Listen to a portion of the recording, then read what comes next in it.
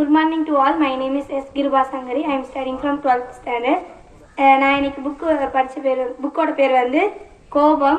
இதில் வந்து மொத்தம் 9 கதைகள் இருக்குது. இதில் நான் எனக்கு பிடிச்சது வந்து எதனால் கோபம் வருகிறது. இந்த கதையில் வந்து ஒரு அரசவை இருக்குது. அதில் வந்து அரசன் இருக்கிறாரு. அதில் எல்லா மந்திரிகளும் இருக்கிறாங்க. அப்போ வந்து ஒருத்தர் எல்லாத்தையும் வந்து கேலி செஞ்சு பேசிகிட்டு இருக்கிறாரு.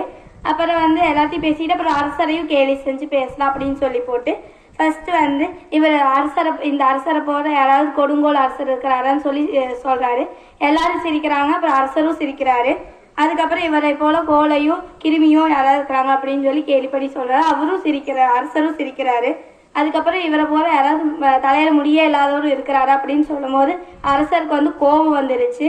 அதனால அரசர் இவரை வந்து நீங்க